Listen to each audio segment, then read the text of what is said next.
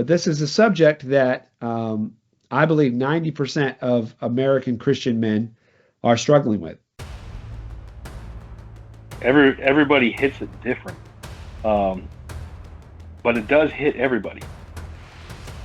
For me, I remember the very first encounter I ever had with it was when I was in the third grade. I remember falling to my knees and just praying, Lord, I cannot break this on my own. I need your help. And that is a prayer that he has been faithful to answer.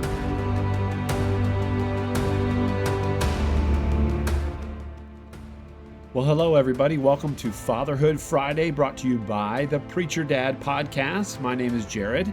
I am the Preacher Dad, and we've got a great episode for you today that I hope that you will find some great deal of encouragement from, and that the Lord will lift you up and give you some hope.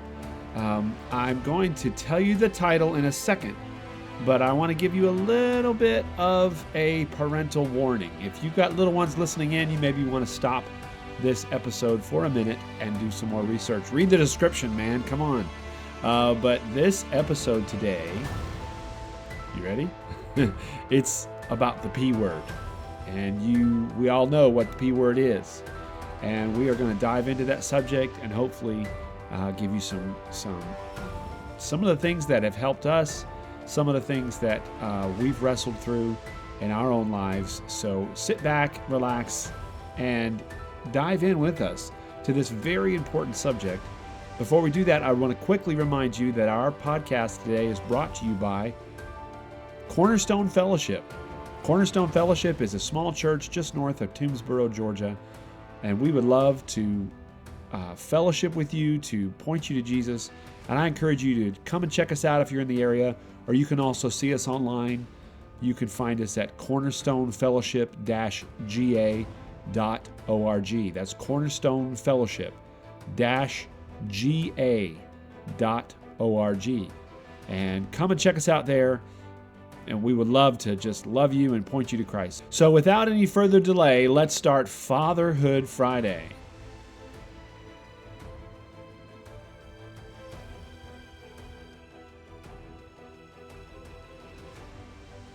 Well, hello, everybody. Welcome to Fatherhood Friday. We are glad you're here with us today. I've got my co-hosts with us today. We have Nate Eisner, and back from the dead is Tony Russell. Finally back to join us, and we're so glad he's here. Matt Stewart couldn't be with us. He might pop in a little bit later. I am Jared, and I'm the Preacher Dad, and you found Fatherhood Friday.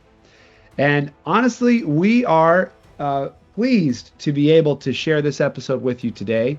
If you clicked on this, then you know that we are going to talk about a subject that is maybe a little tender for you, and I know for us to some degree, but this is a subject that I believe 90% of American Christian men are struggling with.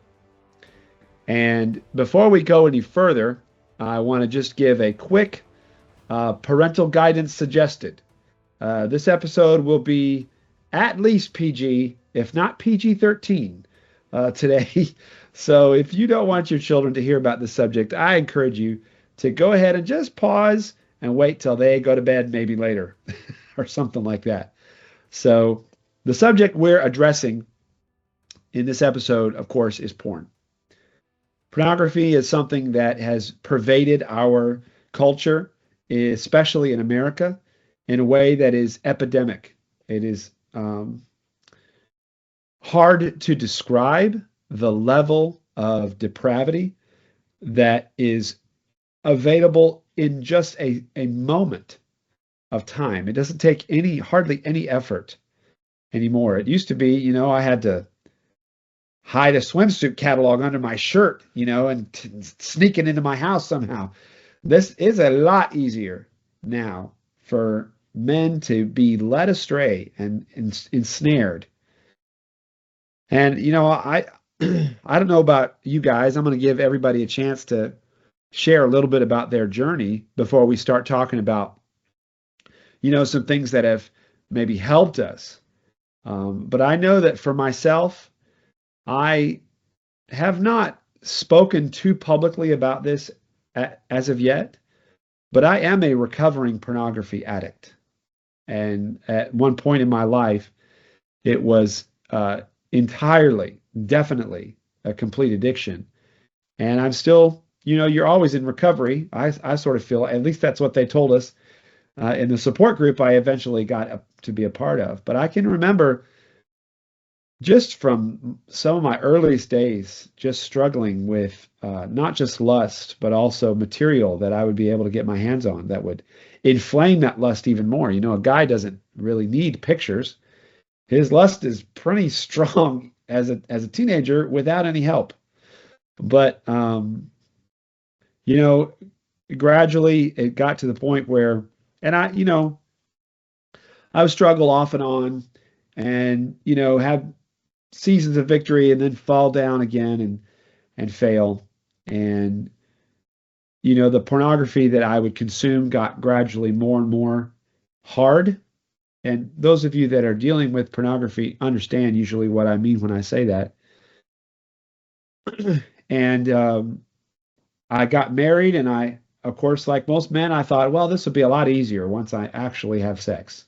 And that's not true, because one thing I did learn in this journey is that my addiction to pornography is not as closely tied to my sexual drive as I thought it was. And this need or this drive for porn is actually deeper than that. And that surprised me. I thought, well, if my sexual drive is met, surely and that's true to a degree. It's easier to resist temptation when my sexual drives are, abated. What? I don't know what the word would be, but when my sexual drive is not as strong, it's easier to resist. But, I've had moments where I've had intimacy with my wife, and the very next day, I struggle. I fall again and look at pornography hardcore. So I guess I say all of that to say, even as a married man, I got to the point where pornography was boring.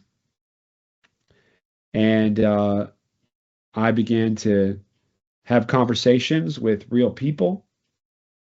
And at some point in there, I sort of felt like I hit rock bottom, and I was like, what in the world am I doing?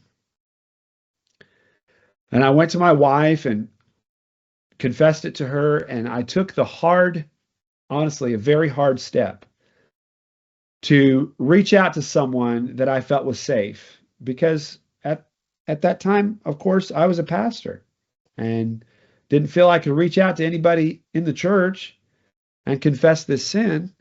I didn't know who I could reach out to. I felt very alone. And I reached out to someone I felt was safe, and he put me in touch with someone he knew that was helping Christian men deal with pornography addictions. And so I reached out to that person, and I made myself vulnerable to a group of men that were all dealing with the same thing. And through all of that, they were very understanding and patient and kind, and helped me to begin a journey of understanding my addiction, and also begin to understand how to overcome those struggles. And it's not like I'm completely free of it. It's not like, well, I don't do that anymore. Well, alcoholics will tell you, hey, you're only one moment away from falling off the wagon. The Bible says, ye that stand, take heed lest you fall.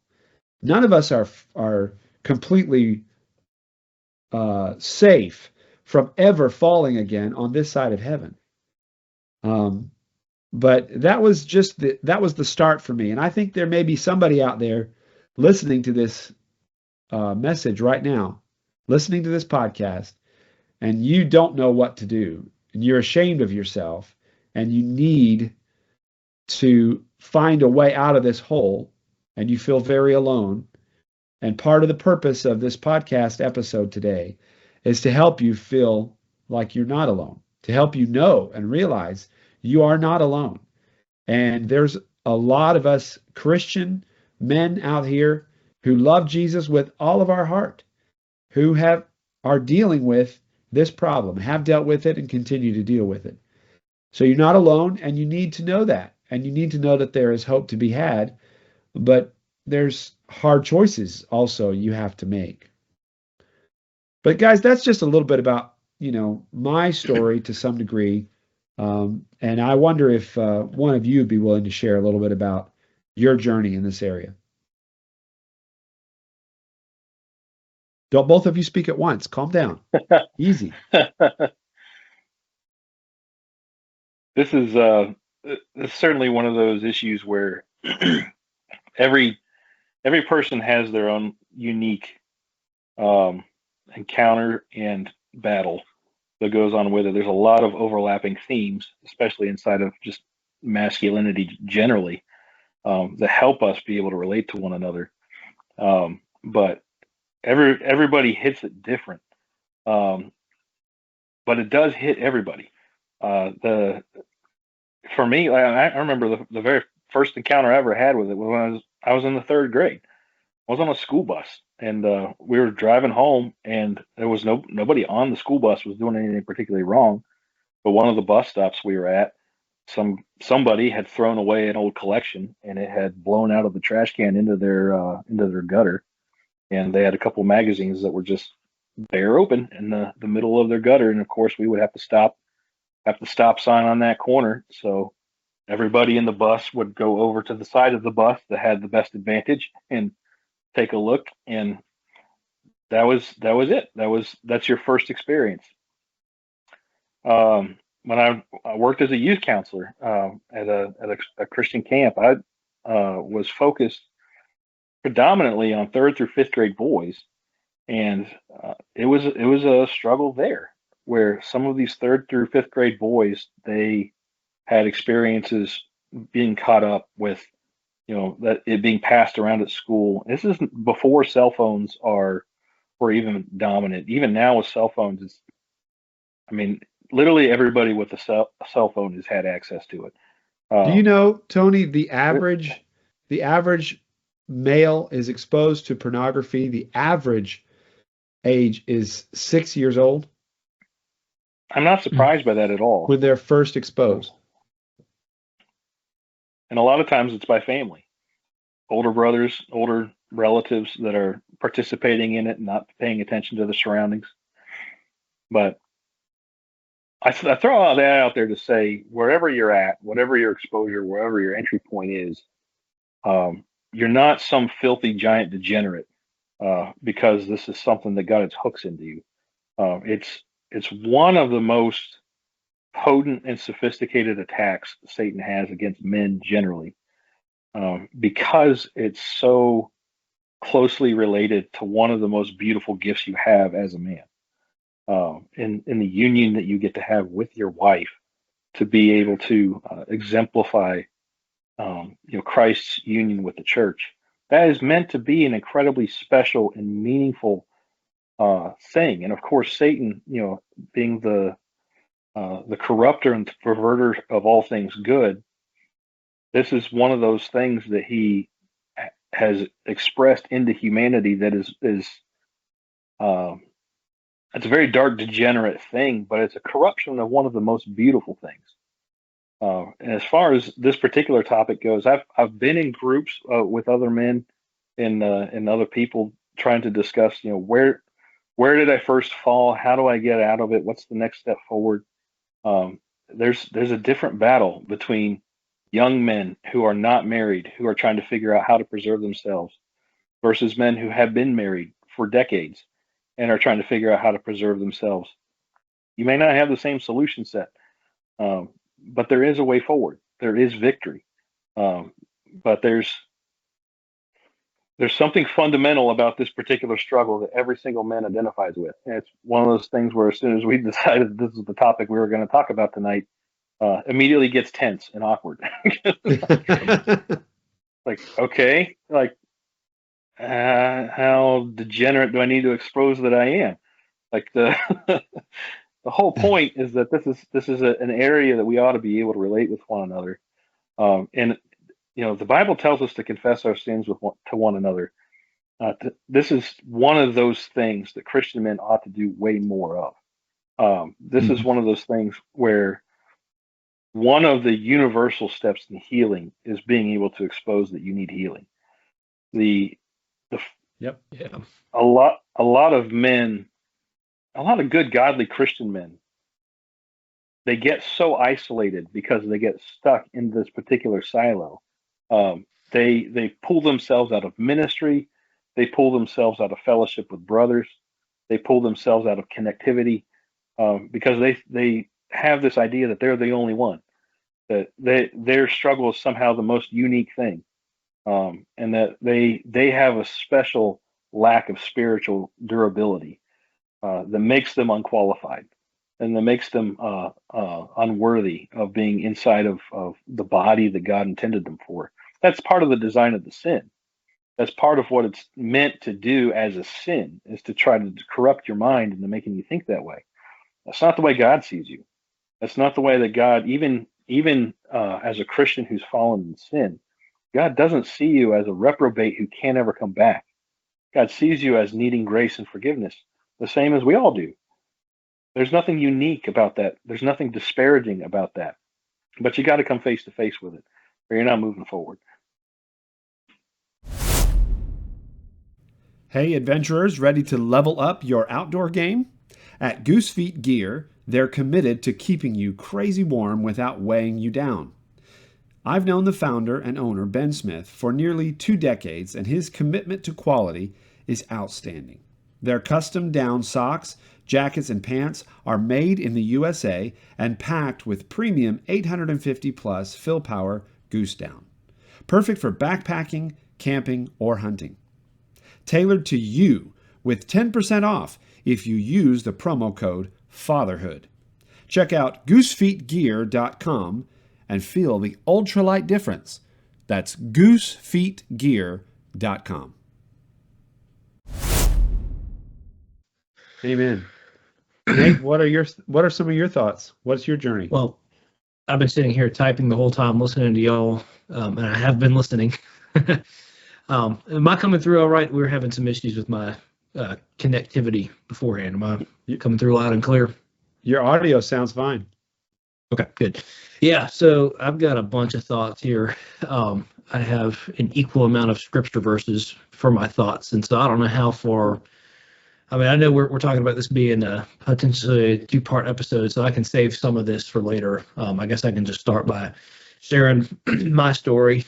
So I don't remember the exact moment. Actually, I do. Now that I think about it, I can remember the first time I searched it out. But I'd say the first time that I really got into straight up pornography was at the age of 13. At least I believe it was around that early age, 13, 14, 12, somewhere within those 3 years. And it was a downward spiral from there. And that was honestly almost a daily thing until for about 7 years, I would say. It was just like y'all have expressed. I mean, it's a struggle that every man is going to go through. Now, I have some thoughts on terminology that gets thrown around in the church, words like struggle, and all that kind of stuff. I have some interesting perspectives there, some things that have helped me over the years. But that was what I would say was part of my identity for about 7 years.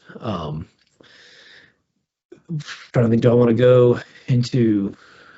Let me go back a little bit further, because for me it actually started before it was full blown pornography. I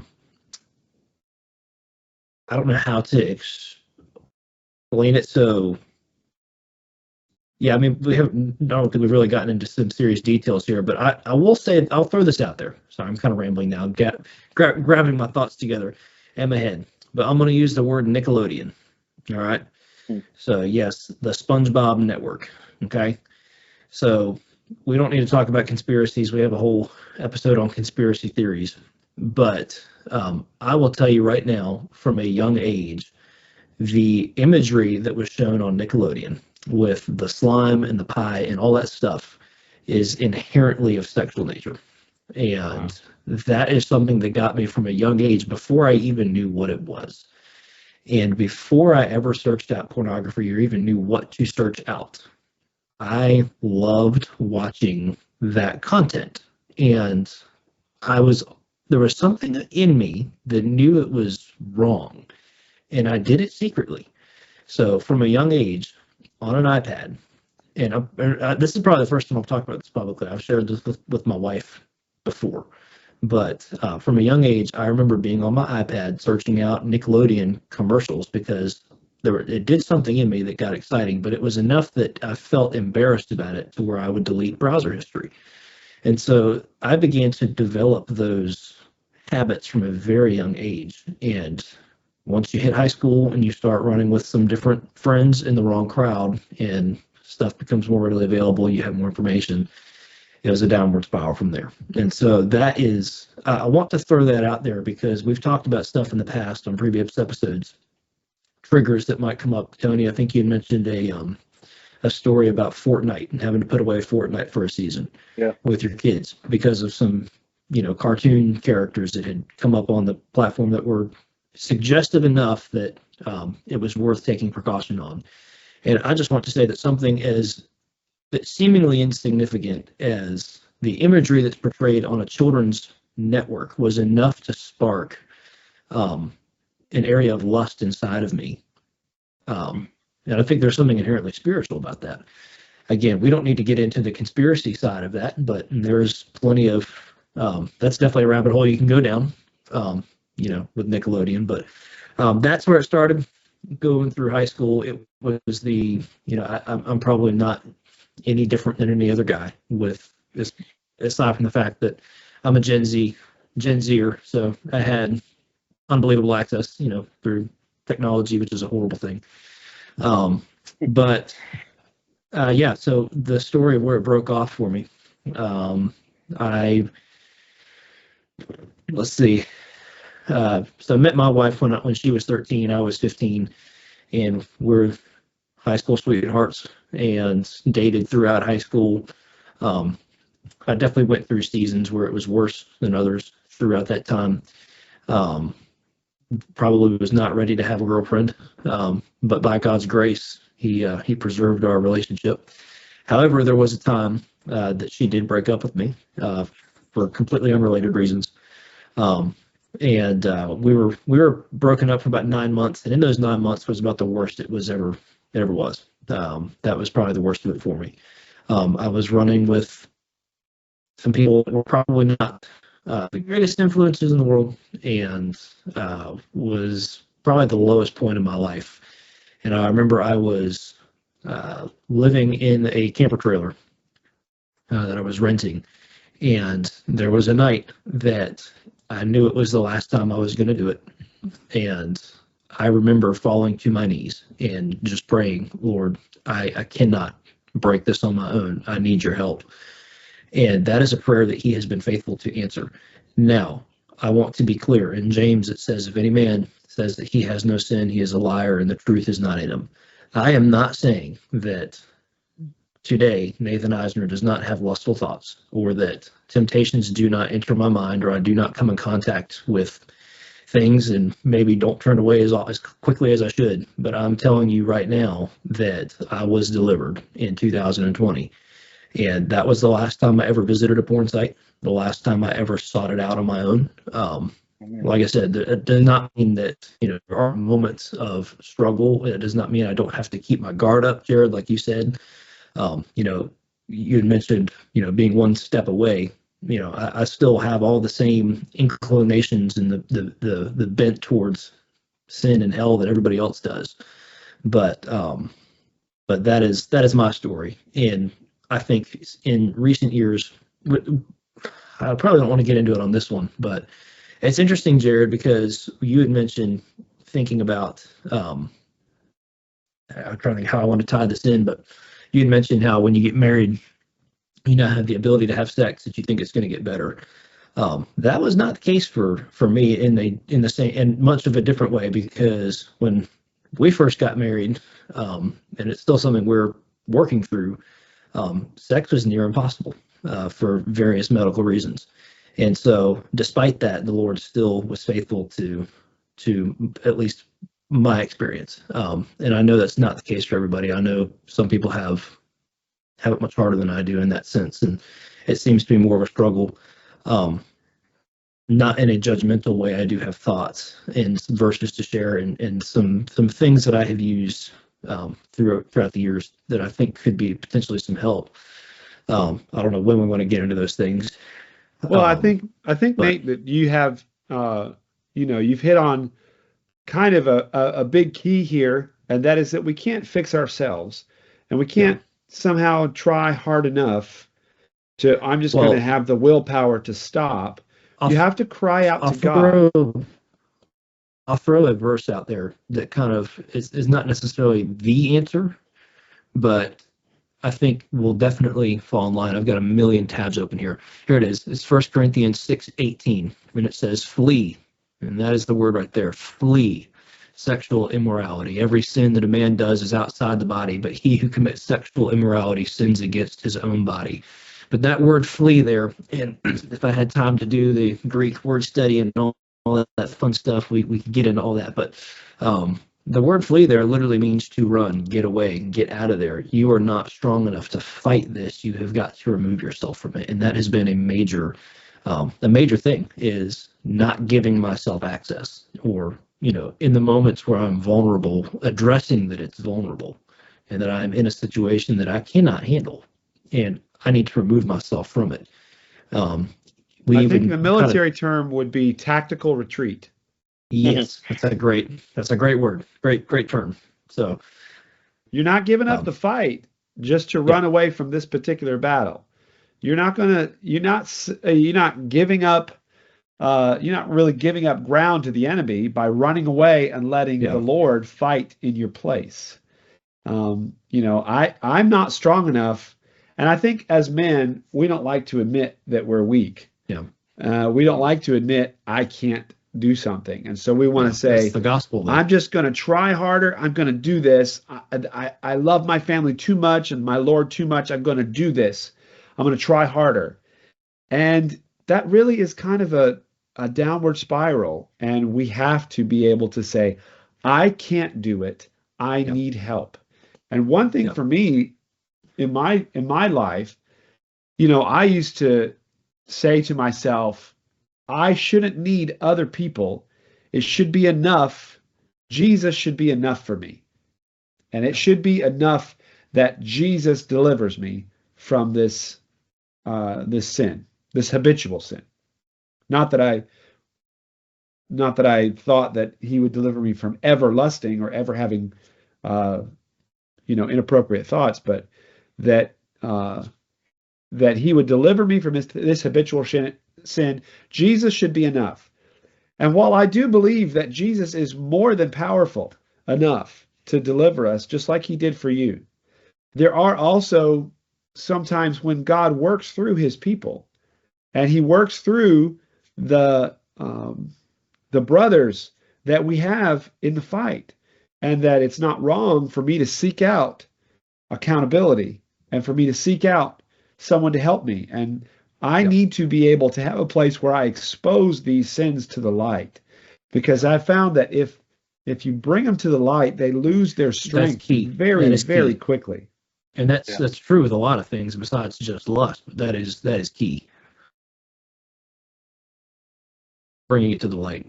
Absolutely. And I think that guys, Christian men need a place, a safe place to come and expose the sin to the light, because it is Yeah. very hard in the church, because I mean, drug addicts get more compassion than pornography addicts.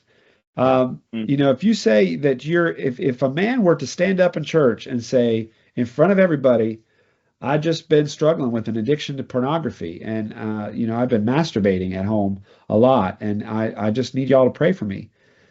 There'd be people that would never talk to him again. He would maybe, depending on the congregation, be driven out of the church because you're yeah, too dirty for us. That's disgusting. How dare you?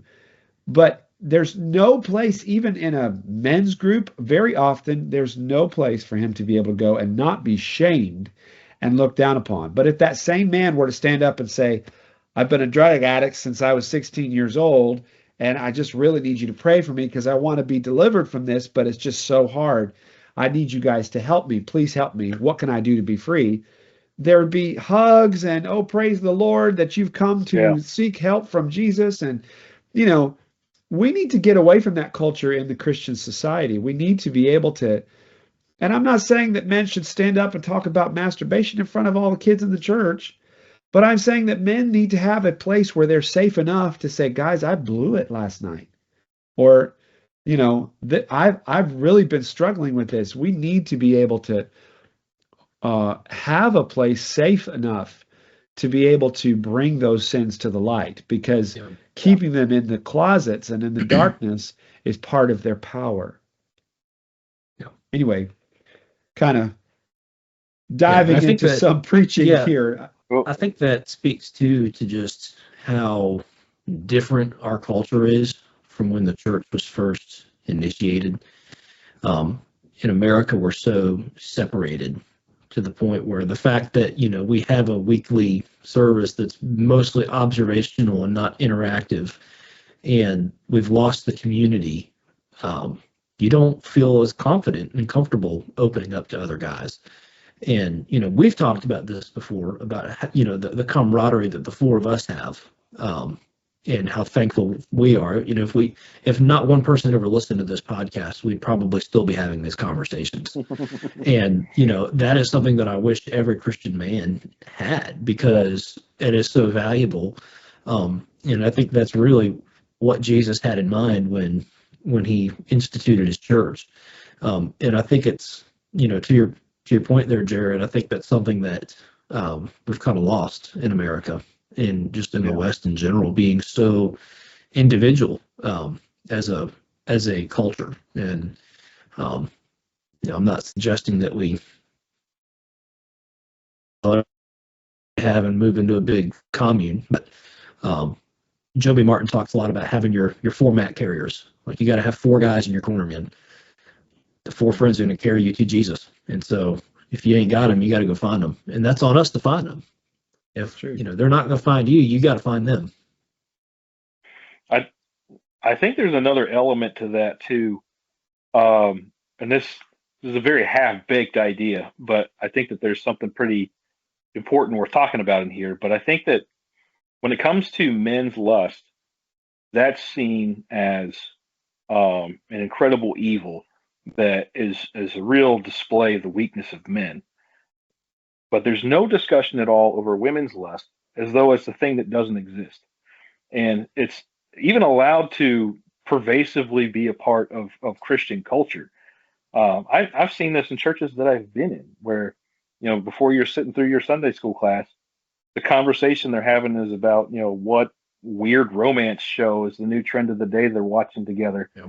And it's, of course, like Love Island or something like that, where it's all about, one degenerate woman and 20 degenerate men who come in and try to sexually perform for her in a way that, appeals to her in every possible way.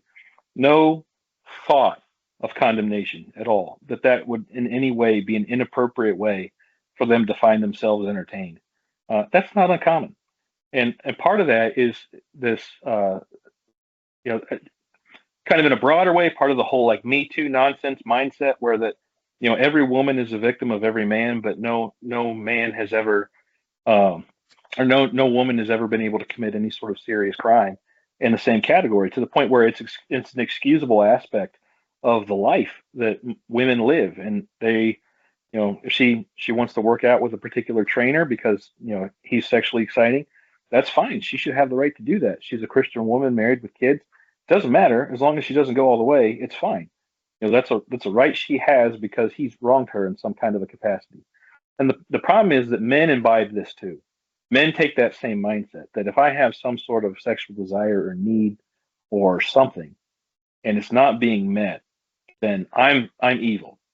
No, you're evil because you're meeting it in a degenerate way, not because the desire is there. The desire is actually part of God's leadership in the way that you're designed and created, and it's supposed to fuel you to something. It's supposed to be a part of the way you make your decisions in your life. It's supposed to be who you are as a man. It's a part of you. It's a gift to humanity that you have that type of thought process, worldview, mindset, when it's baptized in Christ. Whenever you Amen. allow it to be satisfied through your flesh, then of course, yes, it turns into something degenerate, but it's not. I think that men generally go after the wrong root of the problem. They think, oh, I've lusted. I have this desire for women. No, legitimately, women are the most beautiful thing that God ever made. Yeah. They are the crowning piece of his creation. Uh, it's okay that men feel this way. That is what men are supposed to feel because men are part of the stewardship of God's creation. You're supposed to find a woman and make her feel that way, that she's the most beautiful thing that God ever made. Well, let's go back to Genesis 1, Tony. I mean, Yeah. God said, "Be fruitful and multiply," and Yeah. man's desire for woman is part of the fulfillment of that Yes. instruction. A man Yes. desires a woman and goes to woo her, and she surrenders to him. She gives in to him, and children come about as a result. And that is godly. It's good, and we Yes. celebrate that. But that is, I think, going back to what you said early on. That is why Satan wants to pervert this part of us so Yes. desperately. He wants to take this part of us that is truly God-given and beautiful and twist it and pervert it and turn it into something that holds us in incredible shame and unbelievable bondage because we need it to be baptized. We need it to be redeemed. Yes. And our sex drives are godly and good when they are given unto him and controlled by the Spirit. Yes. All right, folks, that's all we have time for today. But I hope that you'll join us on the next episode where we continue this very, very important and vital conversation. So please join us next time, and we look forward to hearing from you. You can leave a comment on this video or on the podcast, wherever you're listening. Hopefully we didn't get any strikes on our video because of the subject matter, but we would love to see your comments, or you can email us at dads@preacherdad.com. Send your emails, your questions, your comments. You can send them to dads, DADS, @preacherdad.com. Thanks so much for listening, folks. We would love it if you would like and subscribe. If you would just give us some love, we would appreciate that. God bless you, and we hope to see you next time on Fatherhood Friday.